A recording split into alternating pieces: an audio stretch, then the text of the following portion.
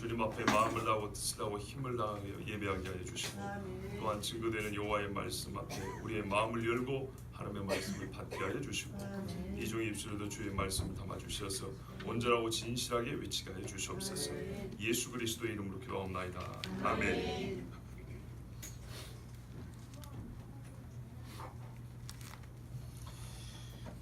여러분, 예배를 시작하면요, 여러분도 느끼신지 모르지만 저는 그날 느낌이 다릅니다. 한참 준비를 잘하고 올라와도 예배당에 딱 들어오는 순간 답답할 때가 있고요, 육체의 컨디션은 그렇지 않은데 올라와서 딱 앉으면 시원할 때가 있습니다. 그것은 왜냐면 나 한 사람의 문제가 아니라 우리 전체 영성이 이 자리에 한 곳에 모였기 때문입니다. 미리 말씀을 드리고 좀 부탁드리고 싶은 것은 예배를 위하여 준비하고 기도하시기 바랍니다. 아멘.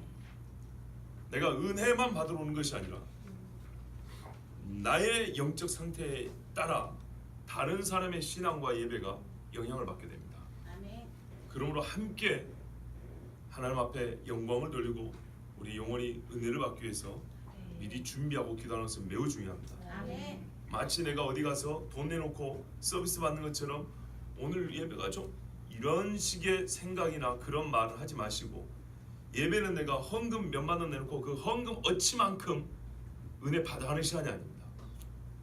그러니까는 하나님 앞에 준비하고 기도하면서 예배를 하나님 앞에 이렇게 나와서 드릴 수 있기를 바랍니다. 예, 지난 시간에 이어서 본문 6장 1절부터 9절까지 전문, 이 전체 본문을 통해서 주시는 하나님의 말씀을 듣고 싶습니다. 저는 로마서와 또한 수요일 여호수아 그리고 신명기는 한 절 한 절 이렇게 강해를 합니다. 강해는 한 절 한 절 말 뜻을, 하나님의 주신 말씀을 한 절씩 이렇게 따라가면서 그 뜻을 풀이하면서 그 가운데 주시는 은혜를 받는 그런 읽기입니다. 그런데 제가 지난 시간과 오늘 그리고 아마 다음 시간까지는 이 신명기 6장 1절부터 9절을 한 절 한 절씩 이렇게 읽는 것이 아니고 통으로 이 전체가 우리에게 주시는 하나님의 음성과 메시지가 있어요. 그리고 이 전체 9절까지 전체 말씀을 통해서 이후에 6장 그 이하로 읽을 수 있는, 그 이하를 읽어낼 수 있는 어떤 해석의 틀, 은혜를 받을 수 있는 그릇이 준비가 됩니다. 그래서 그런 차원에서 몇 시간 6장 1절부터 9절 본문을 함께 읽고 하나님의 말씀을 듣겠다 말씀드렸습니다. 자, 하나님께서 모세를 통하여 이스라엘에게 말씀하신 바가 뭐냐면 1절부터 보시면 요약하면 이런 말입니다. 내가 너에게 준 땅에서 이 명령과 규례와 법도를 가르치라 입니다. 그게 1절에 나와 있죠. 대답을 좀 해주셔야죠. 그러니까요. 예배 전에 막 기도 소리 많이 나는데 예배 시간 되면 멍하면 안 됩니다. 그 다음에 보십시오. 가르친 다음에 어떻게 하라고요? 행하라고요. 행할 것이니 그랬어요. 어디서요? 약속의 땅이죠. 거기서 행하라고요. 그러면 어떻게 된답니까? 그렇게 행하게 하기 위한 행하라고 하는 목적이기도 하고 결과가 뭔지요? 첫 번째 2절 마지막에 보세요. 내 날이 장구할 것이다. 그 다음에 3절에 보시면 네가 복을 받을 것이다. 그 다음에 3절 마지막에 네가 크게 번성하리라 그랬어요. 자, 간단합니다. 내가 너에게 지금부터 주는 명령과 규례와 법도 한마디로 율법입니다. 율법을 세 가지 차원에서 그 성격을 규명한 겁니다. 이건 명령이면서 규례이면서 법도라는 겁니다. 요걸 이 말뜻이 하나하나 무슨 뜻이냐를 풀어보는 게 강해식인데 제가 요 몇 시간에는 그렇게 하지 않는다는 겁니다. 그냥 통으로 이게 율법입니다. 하나님 주신 그냥 법입니다. 법. 자, 이 법을 주고 가르쳐 행하라 그랬어요. 이게 우리가 실천해야 될 사항입니다. 그러면 하나님의 측면에서는, 하나님 쪽에서는 뭘 실천해 주시냐면 너를 오래 살게 하고 복 있게 할 것이고 번성하게, 크게 번성하게 한다 그랬어요. 자, 요게 하나님 주신 복이에요. 자, 해볼만 하죠? 자, 한번 지켜보세요. 안 지키더라고요. 안 지켜요. 요거 몇천 년 전에 시험해 보니까 안 지켰다는 결론이 나온 법이에요. 몇천 년 전에 시험해봤고 몇천 년 동안 시험을 해봤는데 아무도 안 지킨다라고, 지키는 인간이 하나도 없다고 결론이 나온 법이에요. 이게 문제네요. 그렇죠? 요것만, 이 문제의식만 갖고 성경을 딱 봐도 여러분 얻는 은혜와 통찰이 적지 않을 겁니다.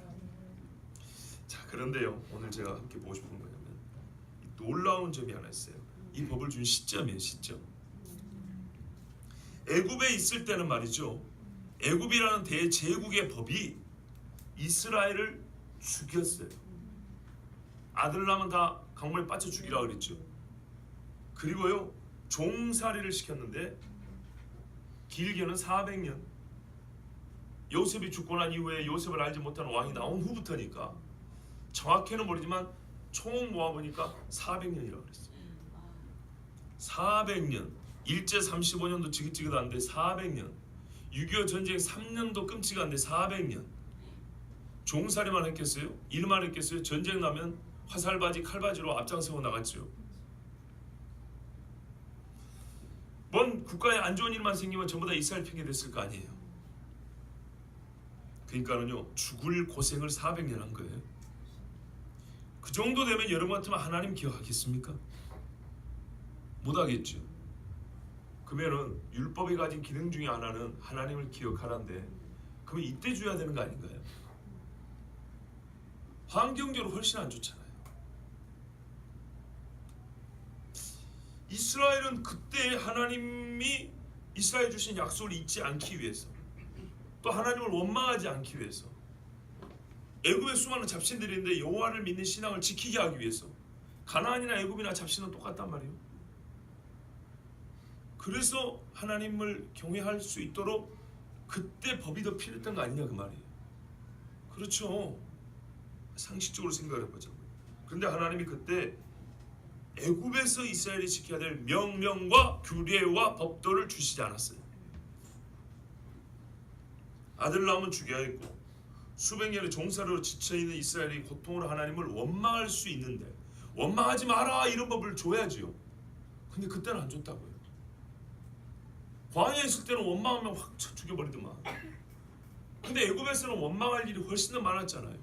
근데 원망하지 마라는 이런 법을 안 줬어요.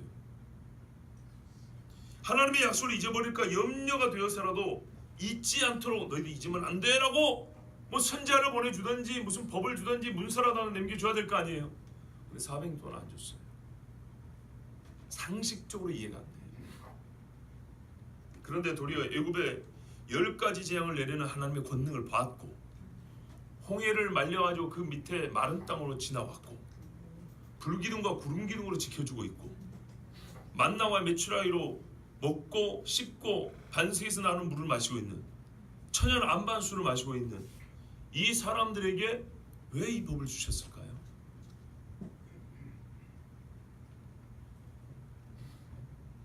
아니, 그러니까 무슨 말이냐면 이 정도 은혜를 받았으면 자동적으로 하나님을 경외하지 않겠냐 그 말이에요.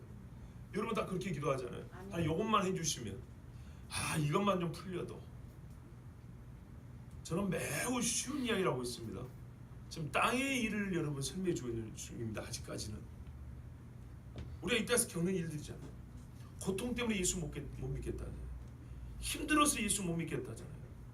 그럼 못 믿을까 걱정돼서라도 하나님이 믿을 수 있는 법을 주고 명령을 내려야 되는데, 그때는 아무 소리 안 하시고, 이제는 하나님의 은혜를 그냥 통으로 받고 있는, 물 붓듯이 부어지고 있는 이런 와중에 하나님이 뭐라 그래요? 세상에 이렇게 무시무시한, 우리 사람의 말로 이렇게 엄격한 법을 줬다 이 말이에요. 이해가 됩니까? 아멘. 감사합니다. 법도요, 엄격하게 하는 게 아니라 삶을 구석구석 간섭해요. 먹어라, 먹지 마라, 가려라, 씻어라, 들어와라, 들어오지 마라, 이거는 섞어라, 섞지 마라, 이걸 여기다 붙여라, 저기다 붙여라. 어지간히 간섭을 해야죠. 무슨 어린아이 걸음걸이 가르치는 것처럼 그렇게 법을 줬다고요. 그러니까 더 이해가 안 돼요. 더 성숙한 자들 아니냐 이 말이죠. 출애굽을 한 사람들이에요. 하나님의 권능을 본 사람이라고. 나 신앙 체험이 이 정도라고. 근데 이런 나에게 이제서 주일 예배는 몇 시부터 몇 시까지니까 늦으면 안 돼, 5분 전에 나와 있어야 돼, 좋으면 30분에 나오면 30분 전에 나오면 더 좋아, 끝나고 막 일하는 게 아니라 축도하고 난 다음에 후주가 나올 때까지 조용히 자기 기도하는 뭐 이렇게 가르치고 있는 거예요. 여러분 그렇게 가르쳐주면 기분 좋겠어요? 아니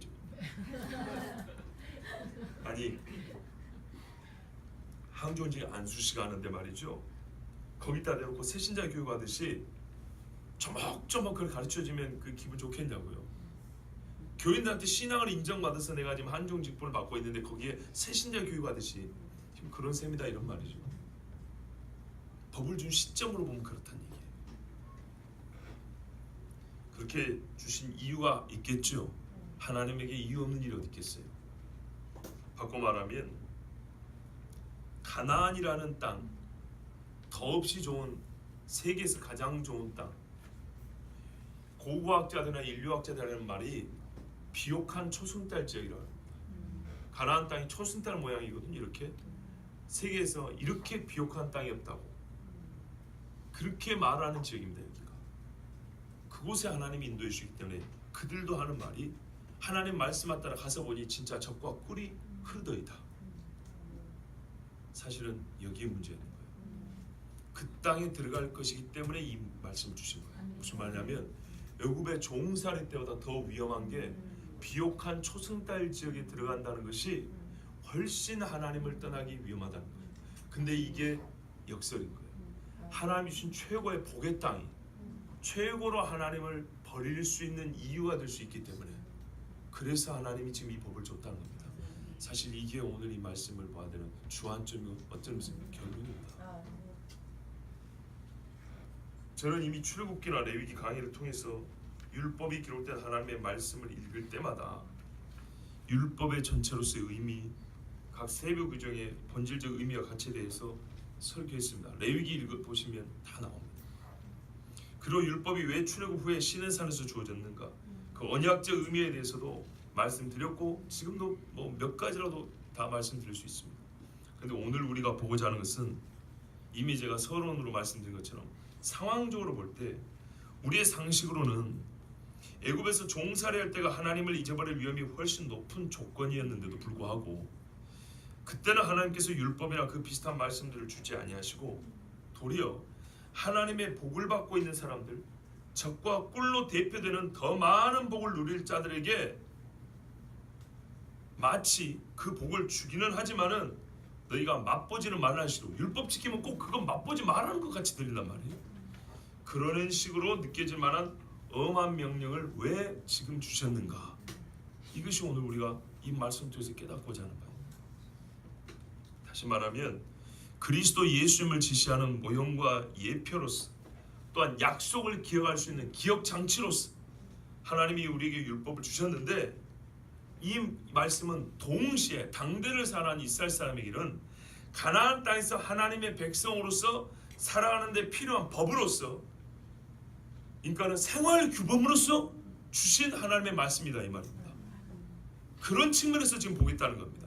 우리가 지금까지 매우 고상한 측면에서 봤는데 조금 저급하다 볼 수 있지만 생활 규범으로서 율법을 왜 이스라엘에게 지금 주셨는가, 왜 이렇게 주셨는가, 이런 식으로 주셨는가, 이것을 보겠다는 겁니다. 실제로 하나님의 말씀이 그걸 전제하기 때문입니다. 아까 읽은 것 기억해 보세요. 이런 거 너희의 하나님 여호와께서 너희에게 가르치라 명하신 명령과 규례와 법도라. 자, 그런 법이다 하는 거예요. 어떻게 해요? 너희가 건너서 차지할 땅에서 행하라고. 그 땅에서 생활법으로 주신 거라고. 그러면 그 땅에서 실제로 어떻게 해요? 2절 이하에 나온 대로 이와 같은 복을 받는다 그 말입니다. 그러면 이와 같은 복이 현실화되기 위해서 이 법을 실제 생활의 법으로 지켜야 된다는 얘기입니다. 그래서 율법을 오늘은 실제 생활법으로, 생활의 규범으로 보겠다 그 말입니다. 자, 그러면 생활의 규범으로서 왜 하나님은 지금 가나안 땅에 들어가기 직전이 이스라엘 사람들에게 이 법을 주셨는가? 이 물음에 대한 답도 바로 첫 번째 명령과 규례에 있습니다. 그게 뭘까요? 5절에 너는 마음을 다하고 뜻을 다하고 힘을 다하여 내 하나님 여호와를 사랑하라. 하나님을 사랑하는 이 말씀 안에 이 질문에 대한 답도 들어있습니다. 여러분, 두려워함의 대상이 달라져서가 아니라 사랑의 상대가 달라지면 영적 위기는 커집니다. 말을 제가 효율적으로 하기 위해서 여러분 정리된 표현을 씁니다. 봐보세요. 설명을 다시 하면 시간이 길어져요. 두려워함의 대상이 달라져서 신앙이 위기가 오는 게 아니에요. 옛날에 일제시대 때 신앙생활 잘 하는데 일본 총독부가 와가지고 칼 내민다 이 말이죠. 무섭잖아요. 그래서 신앙을 잃는, 배신하는 그런 사람보다 사랑의 상대가 달라지면 배신을 더 많이 한다니까요. 연인이나 부부관계도 사랑의 상대가 달라서 배신하는 거지 두려움의 대상이 달라서 배신하는 게 아니에요. 하나님보다 세상을 사랑하면 하나님을 배신하는 거지 세상이 무서워서 하나님을 배신하는 게 아니다 그 말입니다. 아멘. 애굽의 삶을 다시 한번 추억해 보시죠. 종살이 할 때에는 고통으로 이스라엘이 하나님께 부르짖었기도 했어요. 애굽의 왕이 무서웠어요. 애굽의 왕이 무서웠는데 한 것은 하나님 우리 살려달라고 기도를 했어요. 시프라와 부하 같은 산파를 보세요. 바로를 무서워해야 되는데 하나님을 더 무서워했죠. 힘없는 산파들은 바로의 명령을 무서워하지 않고 이스라엘의 아들들을 살렸어요. 신앙의 문제는 사실 두려움의 문제가 아니라는 거예요. 모세의 부모도 그 아들을 낳고 뭐라면 잘생겼다고 우리 번역이 되는데 그 말은 우리 말하는 외모를 말하는 게 아니고 자기 새끼 안 생겼다고 말하는 부모가 어디 있겠어요. 그런 말이 아니고 하나님께서 때가 되면은 우리를 구원한다는 약속을 알고 있었거든요. 왜냐하면 아브라함이 400년이 지나면 그랬거든요. 근데 그 때가 된 것 같은데 누군가를 보내실 건데 이 아들이 그때 우리를 구원할 보낼 자로 그렇게 보였다는 얘기입니다. 그런 의미입니다. 본 뜻이. 그런 분별력이 어디서 나왔을까요? 400년 동안 일어나 보니 눈 떠보니 종이었는데 무슨 예배를 드릴 수 있어요? 하나님의 법을 누가 가르쳐줬어요? 누가 선지자들이 나타나서 때마다 시마다 기적을 베풀어줬어요? 그런 거 없었단 얘기예요. 그런데요, 그때 모세의 부모는 하나님의 뜻을 깨달았어요. 모세도 보세요. 애굽의 공주가 주워다 길렀습니다. 애굽의 모든 문물을 배웠습니다. 그런데 하나님의 약속을 생각하고 그리스도를 위하여 받는 고난을 애굽 사람들과 함께 죄악의 낙을 누리는 것보다 더 즐거워했다 그랬어요. 죄악의 낙을 누리는 것보다 하나님의 백성과 함께 고난받기를, 그 두려워하는 삶을, 고통스러운 삶을 살기를 더 즐거워했답니다. 아멘. 왜요? 그리스도를 위하여 이렇게 됐거든요. 아멘. 이때 신앙 정신을 보면요, 정말 훌륭하고 탁월합니다. 하나님을 의지하는 것이 훌륭하다고요. 출애굽기 전반부를 봐보세요. 얼마나 훌륭한가.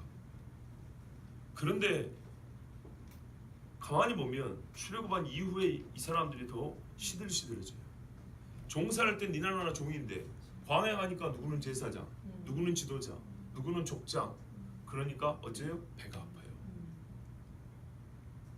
그 자리가 탐난다고요. 그렇죠? 먹을 게 종으로 얻어먹을 때는 하나라도 더 얻어먹으면 그 감사하고 그냥 생존하는 것이 감사한데 어떤 의미에서는 먹을 게 넘쳐나니까 하나님을 원망해요. 불평해요. 이까짓 거 아우 이제 질린다고. 애굽의 그 강물 펌하시던 주제, 이제는 저 땅속 깊은 데서 하나님이 생수를 뿜어내 주시는데도 그때마다 원망을 해요. 자유를 누리고 먹을 것과 마실 것이 넉넉한 때, 그리고 모세가 잠시 자리를 비울 때, 봐보세요. 모세라는 지도자가 없었을 때 하나님을 의지했어요. 힘들 때 하나님을 의지했어요. 근데 모든 조건이 우리끼리 있어요. 우리끼리. 군대도요, 짝대기 하나들끼리 있을 때는 하나도 안 힘들어요. 우리끼리 지금 넉넉해요. 급식도 잘 나오고 옷도 잘 나오고 넉넉한 상황이 있어요. 괜찮아요. 근데 거기다 모세만 잠깐 자리 비우니까 뭔지 됐어요? 금송아지 만들었다. 이때는 여러분 본문 읽어보면 알지만 이스라엘이 공궁에 처하는 상황이 아니에요. 이스라엘 역사상 최고로 좋은 상황이었어요. 가나안에 들어와서는 어땠습니까? 한 세대가 지난 후에 이스라엘은 가나안화 되어버렸습니다. 왜요? 먹을 것이 없어서요? 아닙니다. 풍요로워서입니다. 그래서 하나님께서 그들의 곡식을 빼앗으셨습니다. 사사에 보면 그래서 뺏어가 버렸습니다. 집이 없어서입니까? 아닙니다. 안식할 만한 넉넉한 집이 있었기 때문입니다. 그래서 하나님이 이방인들을 불러 집을 불태워버리고 허물어버린 거 아닙니까?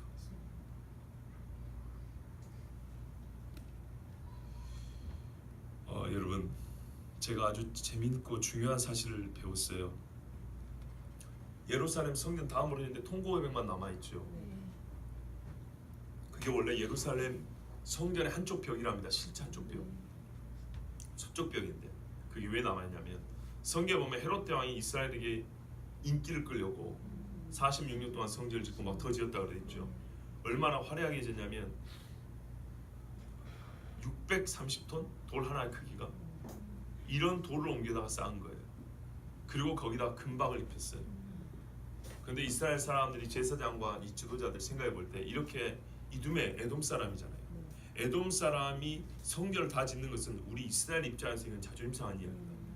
적어도 우리가 이 성전을 짓는데 하나의 기여를 안 해도 되겠느냐. 그래서 헤롯을 찾아갔답니다. 찾아가서 우리도 좀 한 몫을 주라고. 그때 헤롯이 그랬대요. 당신들이 우리만 나만한 재력이 있냐? 건축술이 있냐? 없습니다. 그런데 사정을 하니까 그럼 한쪽 교통이 한번 해보라고. 그래서 이스라엘 사람들이 그때 그 정말 힘들고 가난한데 애써 모아서 요만한 돌 모으고 주워다가 그렇게 해요. 우리가 집에 있는 쓸만한 돌 하나씩 모아가지고 하면은 그 세울 수 있지 않겠냐. 그래가지고 세우는 게 지금 통곡이벽이래요. 원래는 집채만한 돌들로 세워진 게 예루살렘 성전벽인데 통곡에 보면 요만한 돌들이 막 쌓여갖고 돼 있잖아요. 그게 어떤 의미에서 이스라엘 각 집에서 제일 좋은 돌을 하나씩 가져온 거예요. 그러고 세우는 거래요. 그런데요, 놀라운 것은 예수님이 그랬잖아요. 돌 하나 돌이 남지 않는다 그랬잖아요. 제자들도 깜짝 놀라요. 하나에 600톤이 넘는데 저걸 어떻게 무너뜨린다는 얘기야. 그래서 예수님한테 저걸 보시라고. 저게 무너진단 말입니까? 그랬던 거 아니에요. 근데 로마 사람들이 와가지고 AD 70년에 어떻게 무너뜨렸냐면 불을 지르고 했죠. 불을 지르니까 금이 녹아요, 안 녹아요? 녹지 않아요. 군인들이 탐이 날까요, 안 날까요? 나죠. 근데 돌 사이에 스며들었을 거 아니에요. 그 금이 이제 녹은 게 스며들고 달라붙어 있을 거 아닙니까? 식었을 때 그 뜯어가야죠. 그래서 그 무지막지한 돌을 군인들이 달라붙어서 밀어가지고 하나씩 밀어가지고 금 뜯어가. 이러면서 성전에 돌 하나 남지 않고 다 무너졌다는 거예요. 다만 이스라엘 사람들이 정말 애타게 힘들고 가난한 중에도 하나님의 성전 짓고 그냥 열심으로 요만한 돌 집에서 하나씩 가져가고 쌓아놓은 그것만 손을 안 대고 남아있어서 그게 오늘날 통곡벽으로 남아있다는 거예요. 주여 다시 오시옵소서 기도하는 그 벽으로. 참 영적이 크죠. 오늘 이 말씀에 상관이 있어요. 집벽에 금을 발라놓으니까 그래서 하나님을 떠나니까 하나님이 그 집을 허물어버린 거예요. 그래서 하나님이 이 집을 허물고 떠돌이가 되게 하셨어요. 하나님께서 참으로 원하시는 일은 이것이 아니었어요. 원래 복을 누리게 하는 거였어요. 그런데 그 복된 장소에서 하나님을 배신해버렸기 때문에 하나님이 그들에게 주신 복을 다시 뺏어버린 거예요. 그래서 예수 믿는다고 다 잘 먹고 잘 사는 게 아니에요. 예수 믿으면 못 먹고 못 입고 살 수 있어요. 그러나 그게 진짜 복이기 때문에. 여러분, 무엇이 하나님을 떠나게 합니까? 내가 살아가는 그것이 하나님을 향한 마음을 빼앗습니다. 성경에 음행과 묵은 포도주와 새 포도주가 사람의 마음을 빼앗는도다 그랬고, 그래서 너희는 세상과 이 세상에 속한 것을 사랑하지 말라 그랬습니다. 보다 성숙한 하나님의 백성, 불굴의 의지를 가지고 고난만 이기는 백성이 아니라 세밀한 삶의 영역까지 하나님의 뜻을 분별하고 행할 줄 아는 백성이 되게 하려고 율법을 주셔서 삶의 규범으로 삼은 것도 있어요. 이전에는 열심히 있었지만 세밀하게 분별할 줄을 몰랐거든요. 근데 율법이 있으니까 분별할 줄 알아요. 그런데요, 진짜 중요한 문제는 이스라엘의 마음에서 하나님이 지워지지 않아야, 마음에 남아 있어야 성숙함도 가능한 거 아니겠습니까? 성숙한 신앙인은 매사에 매시에 하나님을 중심에 두고 하나님을 먼저 생각합니다. 예수님 하나님을 떠나서는 아무것도 할 수 없는 사람. 그래서 그 사람은 하나님을 사랑하고 하나님 마음에 두기 때문에 그렇게 사는 중에 장성해 가는 겁니다. 자연스럽게. 여러분, 삶의 형편이 나아지면 사람이 세상을 사랑하여 고난과 핍박의 때보다 훨씬 타락하고 하나님을 망각하기 쉽습니다. 우리는 분명한 현실을 인정해야 됩니다. 인간의 죄악된 본성은 하나님으로부터 받은 복마저도 주를 배역하는 데 써먹습니다. 그 식으로 로마서를 통해서 읽은 바 아닙니까? 하나님이 율법은 거룩하며 신령하며 의롭다 그랬어요. 그런데 어찌 그 율법이 나에게는 사망이 되었는가? 내가 육체가 있어서 마음씨가 육체가 기회를 타서 들어와서 하나님의 법을 가지고도 내 마음속 죄를 일으킨다 그랬어요. 애굽에서는 이스라엘은 기도했습니다. 우상이 즐비했던 애굽에서는 하나님을 찾았단 말입니다.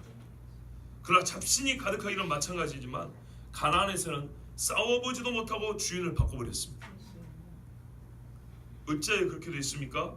가나안의 적과 꿀을 사랑했기 때문입니다. 자, 오늘 말씀이 제가 이렇게 드린 게 거짓말이 아닙니다. 조금 내려면 그 답이 나옵니다. 10절부터 15절까지 보십시오. 내 하나님 여호와께서 내 열조 아브라함과 이삭과 야곱을 향하여 내게 주리라 맹세하신 땅으로 너로 들어가게 하시고, 하나님 조수의 땅을 네가 거주하지 아니한 크고 아름다운 성읍을 얻게 하시며, 자, 성도 줬어요. 네가 채우지 아니한 아름다운 물건이 가득한 집을 얻게 하시며, 집도 줬어요. 네가 파지 아니한 우물을 얻게 하시며, 물이 제일 중요한데 물도 줬어요. 네가 심지 아니한 포도원과 감람나무를 얻게 하사, 자, 이렇게 하나님이 당시 사람들이 누리고 싶은 다 주고, 요즘은 아파트 주고 집 주고 별장 주고 별장 가서 타고 다니는 보트 주고 전용 비행기 주고 다 줬다는 얘기예요. 너로 배불리 먹게 하실 때 너는 조심하여. 왜 여러분 9절 이하에 이 말씀이 붙어있다고 생각합니까? 이 명령을 준 어떤 의미에서는 상황이 이거였기 때문에 너를 애굽 땅 종되었던 집에서 인도해내신 여호와를 잊지 말고 내 하나님 여호와를 경외하며 섬기며 그 이름을 맹세할 것이니라. 우리 2절을 보면 여호와를 경외하라 그랬죠. 똑같은 경외한데 왜 이 말씀이 여기 나와 있어요? 너희가 경외하지 않을 만한 조건이 바로 이런 거라는 거예요. 근데 다 어디서부터 왔어요? 하나님으로부터 온 거예요.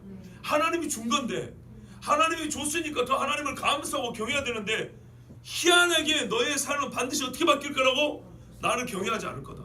나를 섬기지 않을 거다. 나를 잊어버릴 거다. 그리고 너희는 다른 신들과 내 사면에 있는 백성 신들을 쫓지 말라. 반드시 잡신을 쫓을 거다.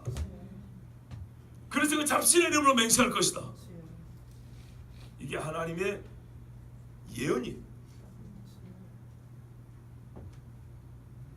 그래서 삶의 규범으로 율법이 이때 주어진 겁니다. 하나님께서 얻게 하시니, 이 5가지를 얻게 해주신 분이 하나님인데, 이스라엘이 한 짓은 뭐예요? 하나님을 잊고 경외하지 아니하며 섬기지 아니하며 우상을 쫓았다. 이래서 하나님이 율법을 준 겁니다. 이보다 확실한 이유가 어디 있습니까? 안타깝지만 법과 상황의 불일치, 상황과 법의 불일치, 우리 상식적으로는 반대잖아요. 지금 이것이 신앙과 불신앙의 역설입니다. 우리가 하나님으로부터 받는 복이 있고 그 복은 하나님께서 나를 사랑하신다는 증거이기도 하지만, 죄인인 나에게서 빈곤과 고통보다 풍요와 부요함이 사실상 믿음에 더 도움이 되지 않는다는 것은 깨닫기 어려운 일이 아닙니다. 쉽게 깨달을 수 있습니다. 문제는요, 깨닫기는 쉬워요. 못 깨닫는 사람은 없어요. 깨닫기는 한데 욕심을 이기지 못해서 그 깨달음이 능력이 되지 않는다는 겁니다. 그 깨달음이 욕심을 이길 능력이 못 된다는 거예요. 이 백성이 이 말씀을 미리 들었는데도 가나안에 가서 한 것을 보세요. 여호수아 다음 세대부터 당장에 가나안 사람이 되어버렸어요. 그 가나안 사람 몇 명 안 남아있는데 그 사람들을 졸졸졸 따라갔다고요. 애굽에서는요 어쩔 수 없이 종이었는데 지금은 자기가 스스로 종이 되어버렸다고요. 왜요? 두려워서가 아니에요. 가나안에 몇 명 안 남았는데 이 사람들이 뭐가 두려워요? 그들을 사랑했기 때문이에요. 가나안을 사랑했기 때문에. 디모데후서 4장 10절 상반부에 대만은 이 세상을 사랑하여 나를 버리고 데살로니가로 갔고, 또한 디모데 전서에는 뭐라 합니까? 바울이 디모데에게 말하기를 우리가 세상에 아무것도 가지고 온 것이 없음에 또한 아무것도 가지고 가지 못하리니 우리가 먹을 것과 입을 것이 있은즉 족한 줄 알 것이니라. 부활이 하는 자들은 시험과 올무와 여러 가지 어리석고 해로운 정욕에 떨어지다니 그 사람으로 침륜과 멸망에 빠져가는 것이라. 돈을 사람이 일만하게 뿌리가 되나니 이것을 사모하는 자들이 미혹을 받아 믿음에서 떠나 많은 근심으로서 자기를 찔렀도다. 오직 너 하나님의 사람아 이것들을 피하고 의와 경건과 믿음과 사랑과 인내와 온유를 쫓으며 믿음의 선한 싸움을 싸우라. 이게 싸워야 할 것인데 사랑해 버리는데 어떻게 싸우겠어요? 영생을 취하라. 이를 위하여 네가 부르심을 입었고 많은 증인 앞에서 선한 증거를 증거하였도다. 이렇게 말씀했어요. 그래서 하나님의 백성이 하나님께서 주신 복을 하나님의 복을 안 준 게 아니에요. 그 복을 하나님의 백성답게 누릴 수 있게 하려고 삶의 법으로서 율법을 주신 거예요. 육의 종살이는 벗어났으나 마귀의 종노릇 할 수밖에 없기 때문에 하나님이 법 중에 법 나를 사랑하라 이 법을 주신 거예요. 자 이제부터 이 나를 사랑한다 이 사랑에 대해서 지난 금요일도 말씀드렸지만 오늘 추가로 한 말씀 더 드립니다. 여러분 저는요 설교를 독특하게 한다 독특한 메시지네 이런 소리 듣고 싶은 마음은 하나도 없어요. 그런데요 하나님의 이 고유하고 정말 멋지고 복된 말씀을 밋밋하고 식상하게 들리게 한다. 맨날 뭐 그 소리가 그 소리 들었던 소리가 그 소리인데 이런 식으로 여러분이 들리게 한다는 것은 설교자로서 참을 수 없는 슬픔이기도 하고 화가 나는 거죠. 여러분이 밋밋한 목소리로 하나님의 말씀을 드리게 한다는 것은 또 저한 불충이고 게으름이고 그래서 이 여러분의 하나님을 사랑하는 말도 우리가 얼마나 많이 들은 얘기입니까? 정말 중요한 계명이고 계명 중에 계명이고 모든 율법이 여기 달려있는데도 불구하고 몇 번 듣다 보니까 제가 경험상 아는 바 성도들이 매우 식상하게 듣더라고요. 너무 밋밋하고 평범하게 들어버린다는 거예요. 그래서 제가 이 중요한 말씀을 다시는 평범하게 못 듣게 하려고 진짜 이 말씀을 가슴에 새겨주려고 지난 금요일에도 여러분에게 전했던 것이고 오늘 그래서 약간 여러분의 좀 생소한 좀 우리의 지금 전체 흐름에서 약간 벗어난 것 같지만 그렇지 아니합니다. 이 사랑이 바로 가난을 사랑하지 않고 하나님을 사랑하는 것이 우리가 진짜 하나님의 복을 복답게 누리는 길이기 때문에 하나님을 하나님의 백성답게 사랑해야 되겠죠. 이것을 식상히 듣지 말라고 하나님의 사랑 소리 맨날 하는 소리 그렇게 듣지 말라고 지금 제가 약간 좀 다른 이야기를 할 테니까 귀담아 들어보시 바랍니다. 사랑해서 결혼한다고 하지만 지금으로부터 그다지 오래지 않은 과거에는 아버지가 정해준 짝을 만나 결혼하는 사람들이 많았습니다. 우리나라만 그런 게 아니라 전 세계적으로 그랬습니다. 성경에도 보면 이삭이 아버지가 정해준 리브가와 결혼하죠. 현대인의 관념으로는 이해하기 어렵지만 불타는 감정으로만 사랑을 채우고 사랑을 정의하는 그 감정을 사랑의 대표의 이름으로 내세운 현대인들보다 옛날에 부모가 정해준 짝과 살았던 사람이 훨씬 잘 살았다는 것을 아십니까? 뭘 보고 잘 살았다고 하죠? 좀 이따가 이 얘기 드릴게요. 지금은요 음악에도 그렇고요 가요를 들어보세요. 우리가 이른바 대중문화 있죠. 뭐 드라마, 영화 또는 문학 이 근래도 보면 정치인들조차도 요거 이거나 이런 거 이게 막 이렇게 하도 요즘은 좀 많이 이래 돼. 사랑 타령을 하지만 그렇게 사랑 타령을 할 것 같으면요 부부의 사랑의 이 고귀함은 지켜줘야 될 거 아닙니다. 지켜줘야 될 거 아니겠습니까? 그런데요 부부의 사랑마저도 지켜줄 이유를 알지 못해서 성적 자기 결정권이라는 이 말도 안 되는 소리를 가지고 간통죄를 폐지해버렸어요. 부부의 사랑도 지켜줄 뜻이 없다고 간통죄를 폐지한 주제에 온 천지에 사랑 타령하고 있다 이 말입니다. 얼마나 모순입니까? 양심적으로 보건대 사랑은 많이 말하지만 사랑은 없고 사랑 없이 결혼했지만 사랑하고 사랑을 지킨 세대가 과거 세대입니다. 요즘 사랑 타령하지만 사랑 없이 깨지고 박살난 집이 몇 집입니까? 누가 더 지혜로운가 하고 묻는다면 결과적으로 볼 때 지금보다 그때 사람들이 더 지혜롭습니다. 누군가는 이렇게 말할 수 있습니다. 그때는 사회적 억압, 소위 요즘 현대인의 표현을 빌리면 성억압의 시대가 아니냐. 그 성적 억압 시스템 때문에 어쩔 수 없이 살았다고 말할 것입니다. 그런 사람도 물론 있겠죠. 그런 것은 지금도 있습니다. 돈 때문에. 그러나 여러분 지금도 그때뿐만 아니라 그런 성적 억압 시스템 과거 이야기를 하는데 아니요. 지금도요. 지금도 아버지가 정해준 짝과 결혼한 나라와 민족이 있습니다. 적지 않습니다. 생각보다 많습니다. 지금도요.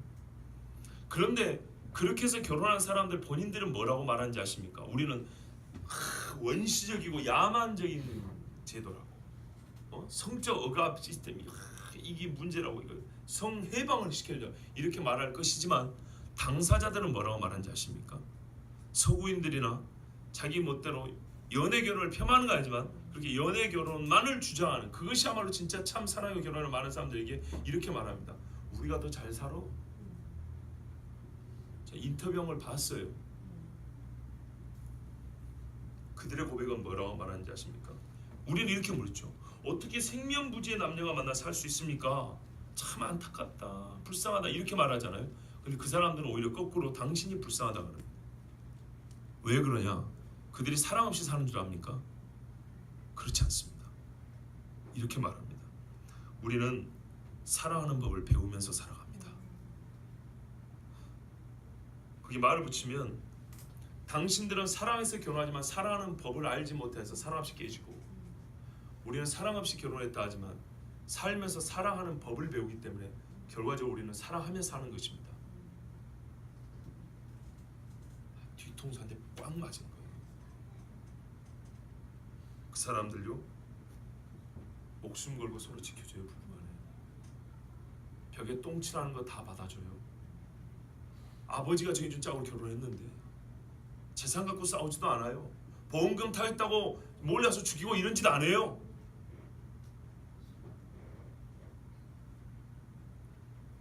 여러분 아십니까?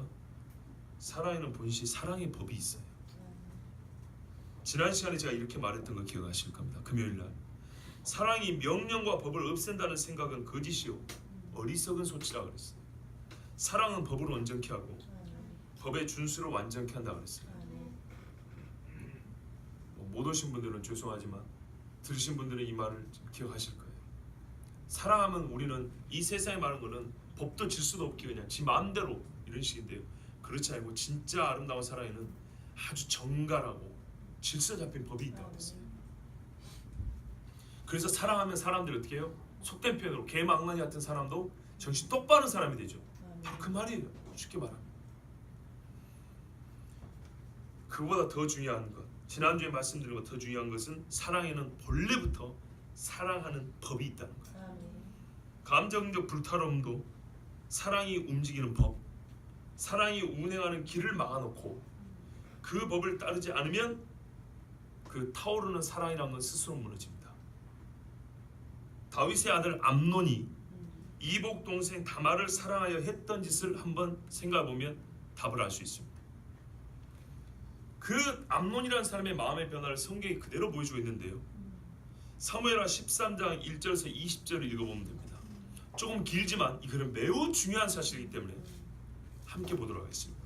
사무엘하 13장 1절에서 20절을 찾아보십시오. 찾는 중에 설명을 해드리면 다윗의 여러 부인의 아들과 딸들이 낳았는데 그들 중에 암논이라는 아들이 있었어요. 근데 못돼 먹은 아들이고 그 옆에 못된 친구가 있었어요. 사촌 친구가. 그리고 여러분 잘 압살롬 있죠? 압살롬 여동생이 있었는데 이름이 다말이에요. 아주 미인이었어요. 근데 이복 동생이기 때문에 이 암논이라는 이복 오빠가 좋아했어요. 너무 좋아했는데 그 사랑했지만 어떤 잘못된 길을 따랐는가. 그 결말이 뭔가 보십시오. 그 후에 일이 있습니다.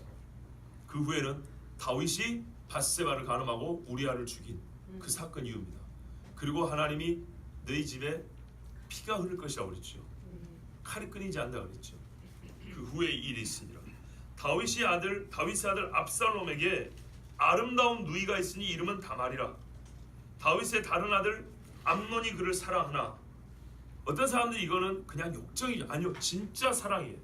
제가 몇 년 전에 분당 우리 교회 이찬수 목사님도 이 설교하는 걸 듣는데 맞아요. 바로 설교했어요. 이건 진짜 사랑한 거예요. 진짜 사랑인데 그 진짜 사랑이 어떻게 변질되어 버린가 보시라고요. 사랑의 법을 어떤 법을 따느냐에 따라서 사랑은 완전히 수악하고 더러운 짐승 같은 본능으로 바뀌어버립니다.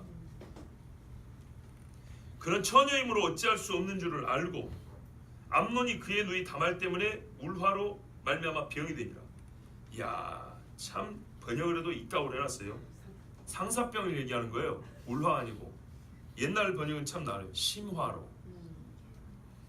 암논에게 요나답이라는 친구가 있으니 이는 다윗의 형 심마의 아들이요 심히 간교한 자라. 보세요. 이 간교한 자가 하는 말을, 그 법을 따를 때, 이 사랑하는 마음이 간교한 법을 따를 때 어떻게 되는가 보라고요. 그가 암논에게 이르되 왕자여 당신은 어찌하여 나날이 이렇게 파리하여 가느냐, 내게 말해주지 아니하겠느냐 하니 암논이 말하되 내가 압살롬의 누이 다말을 사랑함이니라 하니라. 요나답이 친구가 말이죠. 그에게 이르되, 이제 간교하니까 간교한 꾀를 가르쳐 준 겁니다. 침상에 누워 병든 채 하다가 네 아버지가 너를 보러 오거든 너는 그에게 말하기를 원하건대 내 누이 다말이 와서 내게 떡을 먹이되 내가 보는 데서 떡을 차려 그의 손으로 먹여주게 하옵소서 하라 하니. 암논이 곧 누워 병든 채 하다가 왕이 와서 그를 볼 때 암논이 왕께 아뢰되 원하건대 내 누이 다말이 와서 내가 보는 데서 과자 2개를 만들어 그의 손으로 내게 먹여주게 하옵소서 하니. 이쯤 되면 다윗이 의심을 해야 되죠. 못해요. 다윗이 사람을 그의 집으로 보내 다말에게 이르되 이제 네 오라버니 암논의 집으로 가서 그를 위하여 음식을 차리라 한지라.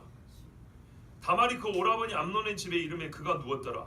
다말이 밀가루를 가지고 반죽하여 그가 보는 데서 과자를 만들고 그 과자를 굽고 그 냄비를 가져다가 그 앞에 쏟아 놓아도 암논이 먹기를 거절하고 암논이 이르되 모든 사람을 여기서 나가게 하라 하니 다 그를 떠나가니라. 그 집에 식용들이 이제 방 밖으로 나간 거예요. 암논이 다말에게 이르되 음식물을 가지고 침실로 들어오라. 내가 네 손에서 먹으리라 하니 다말이 자기가 만든 과자를 가지고 침실에 들어가 그의 오라버니 암논에게 이르러 그에게 먹이려고 가까이 가지고 갈 때 암논이 그를 붙잡고 그에게 이르되 나의 누이야 와서 나와 동침하자 하는지라.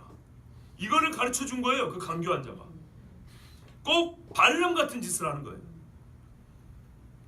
그가 그에게 대답하되, 보세요. 다말이 얼마나 지혜로운 말을 했는가 보세요. 당신이 나를 사랑한다면 이 길을 따르라는 거예요. 아니라 내 오라버니야 나를 욕되게 하지 말라. 이런 일은 이스라엘에서 마땅히 행하지 못할 것이니 우리가 이스라엘 사람이다. 이 어리석은 일을 행하지 말라. 어리석다고 오빠를 책망을 했어요. 내가 이 수치를 지니고 어디로 가겠느냐. 그 결과까지 얘기해 줬어요. 너도 이스라엘에서 어리석은 자 중에 하나가 되리라. 실제 나중에 그래서 죽었죠. 압살롬의 칼로 찔러 죽여버렸습니다. 이제 청하건대 왕께 말하라. 그가 나를 내게 주기를 거절하지 아니하시리라 하되. 완전히 거절한 것도 아니고 아버지에게 말해라. 우리는 이복간이니까 결혼시켜 주실 수 있다. 그 방법을 따르면 되는데 그게 안 될 일도 아닌데 왜 나를 이렇게 부끄럽게 만들고 당신이 이스라엘의 어리석은 자의 대표 이름이 되려고 하느냐. 나를 사랑한다면 이 방법을 따르라. 이렇게 말했어. 암논이 그 말을 듣지 아니하고 다말보다 힘이 셈으로 이게 사랑이 행사하는 법인가요? 억지로 그와 동침하니라. 그 다음을 보십시오. 그리하고 암논이 그를 심히 미워하니. 왜? 죄로 말미암아. 사랑의 행사를 죄로 했기 때문이에요. 심히 미워하니 이제 미워하는 마음이 전에 사랑하던 사랑보다 더한지라. 그때 이찬수 목사님도 이걸 아주 강조를 했어요.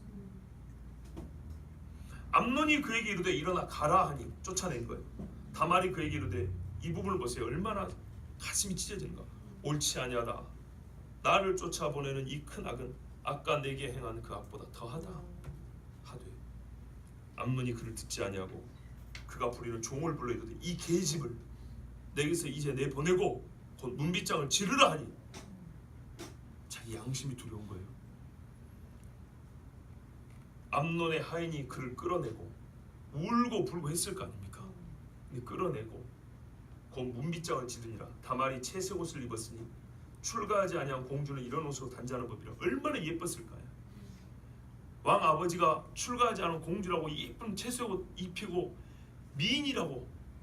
그러니까 이 다말이 얼마나 아름다운 외모를 가지고 그 몸도 그랬을까요? 그런데요, 이제는 이스라엘에서 가장 처량한 여자가 되었어요.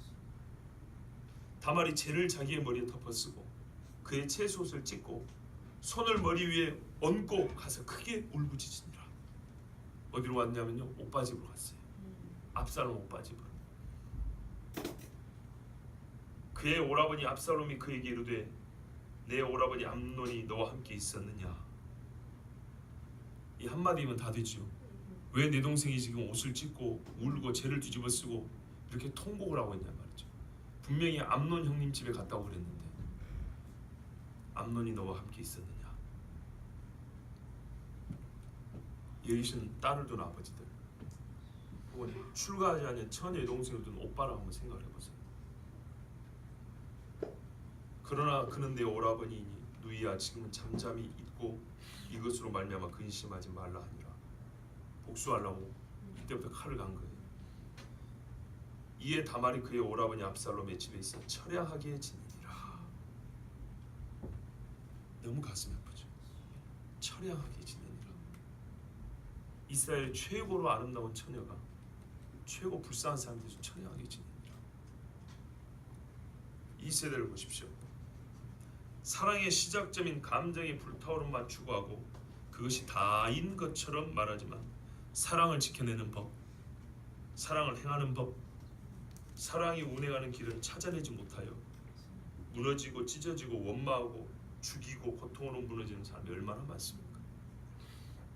제가 방법이라 하지 않고 법이라고 말한 것은 매우 의도적인 단어 선택입니다. 한 가지 목표만을 이루고자 눈이 시뻘개진 어떤 단순한 목적 지향적인 수단이 아니라 제가 말하는 이 율법, 성경에 말하는 율법은 전체로서의 본질을 얻을 수 있도록, 사랑의 본질을 얻을 수 있도록 처음부터 내재된 어떤 프린서플, 어떤 도, 본래부터 원칙으로 주신 거라 이 말이에요. 그것이 있다 이 말입니다. 사랑에는요, 우리가 말하는 제자와 결혼하기 위해서 어떤 방법이 이런 방법이 아니라 사랑이라는 것은 하나님은 사랑이시잖아요. 하나님의 공의가 있고 하나님의 속성이 함께하죠. 모든 속성이 함께하죠. 그것처럼 하나님이 우리에게 사랑을 주시고 사랑하라고 할 때는요, 그 사랑은 하나님의 모든 하나님의 신성의 본질과 신성의 속성과 일치하는 사랑의 법이 있다 이 말이에요. 사랑의 상대를 억압하고 있다는 그런 방법이 아니라 본질적으로 사랑이 걷는 길이 있단 말이에요. 사랑의 원칙이 있고 사랑의 법이 있어요. 밥을 먹을 때 고상에 말하면 식도가 있다면서요. 그런 것처럼 사랑의 도가 있어요. 그거는 몰라요 이 세대는. 조금 더 극단적으로 표현을 하면 사랑이 움직이는 길을 걷다 보면 사랑이 생깁니다. 제가 지금 일부러 이렇게 좀 극단적으로 표현하는 겁니다. 봐보세요. 사랑 없이 아버지가 짝지어졌는데 살다 보니까 사랑이 생기고요. 자기들끼리 연애 결혼한 사람보다 훨씬 더 진하게 살아요. 90평생을 살아요.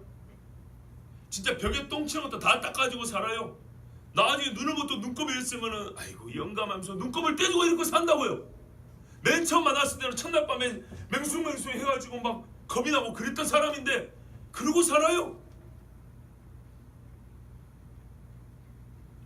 사랑이 가는 길을 걷지 않으면 있던 사랑도 사라지지만 사랑의 길을 걸으면 큰 사랑의 마음이 생깁니다. 그래서 하나님은 망하는 자가 되지 않게 하려고 근본적 복의 명령인 나를 사랑하라를 명하시고 이하 이스라엘에게 하나님을 사랑하는 법과 길을 가르쳐 주신 거예요. 이게 내가 말하는 사랑을 사는 법이라고. 아시겠죠? 섞어 뿌리지 마라. 몸에 문신 새기지 마라. 머리가 둥글게 깎지 마라. 피 묻었으면 저녁까지 부정하다. 씻고 들어와라. 내 부모를 공경해라. 우상 숭배하지 말고 절기를 지켜 여호와를 따르라. 1년 3차씩 남자를 하나님께 보일 쯤에 빈손으로 오지 마라. 모든 열매 첫 것은 하나님의 것이다. 것입니다. 아멘. 이게 하나님을 사랑하는 법이에요. 아멘. 그 법을 행하보면요, 귀찮게 진짜로 그 법을 제대로 행하면요, 점점 하나님 사랑하는 마음이 뜨거워져요. 아멘. 나중에 이 법을 누가 식게 하려고 물을 부어도 절대 식지 않아요. 아멘. 아가서의 말을 해요. 많은 물도 이 사랑을 꺼치지 못한다 그랬어요. 그렇게 되는 거예요. 아멘. 사랑을 이룰 수 있는 길, 이건 세뇌가 아닙니다. 그 길은, 세뇌는 반복해서 주입하는 거죠. 하나님 말씀 율법은 세뇌가 아니에요. 왜냐? 사랑하는 길과 법을 가르쳐 주셨죠. 아멘. 여러분, 이 길이 원재료가 뭔지 압니까? 아스팔트가 아니고 하나님의 사랑이 재료가 돼서 만드신 길입니다. 아멘. 나무 가로수가 아니고요, 이 길을 걸으면요, 그 가로수에 하나님의 사랑의 향이 막 풍겨져 나옵니다. 이 길은 조명이요, 나트륨 등 헬륨 등이 아니고요, 하나님의 사랑의 따뜻한 빛이 비춰지는 길입니다. 아멘. 그러니까 이 길을, 이 법대로 가다 보면요, 온 천지에서 하나님의 사랑을 체험할 수가 있어요. 아멘. 아, 이래서 이거 먹지 마라 그랬구나. 아멘. 아, 이래서 이거 하지 마라 그랬구나. 아멘. 하나님의 사랑이 하라 하지 마라가 아니라 온 천지가 하나님의 사랑이네, 이렇게 깨달았어요. 아멘. 맛을 보게 돼서 하나님의 아멘. 사랑이 돼 있어요. 아멘. 그러니 어떻게 하나님의 사랑을 모를 수가 있겠습니까? 어떻습니까, 여러분? 이제 율법을 지키고 싶지 않습니까? 아멘. 자녀들에게 가르쳐 주고 싶지 않습니까? 아멘. 그 전에 정말 하나님 나를 구원하시고 약속의 땅으로 인도하시는 오직 유일하신 여호와 나의 하나님을 사랑하고 싶지 않습니까? 아멘. 하나님을 사랑하십시오. 아멘. 이보다 더 큰 계명도 없고 복도 없습니다. 아멘. 하나님께서 주신 모든 복을 가장 복되게 누리는 자가 되기 위해서라도 우리는 하나님을 사랑해야 합니다. 아멘. 오늘 하나님께서 말씀합니다. 이스라엘아 들으라, 우리 하나님 여호와는 오직 유일한 여호와이시니 아멘. 나는 마음을 다하고 뜻을 다하고 아멘. 힘을 다하여 내 하나님 여호와를 사랑하라. 아멘. 하나님이 이미 우리에게 하나님의 신성을 다하고 뜻을 다하고 그 전능의 능력을 다해서 아버지로서 자녀인 우리를 사랑해 주셨으니 우리가 하나님을 사랑하는 것이 마땅하며 그것이 복인 줄로 믿습니다. 아멘. 기도하겠습니다. 하나님 아버지, 오늘 우리에게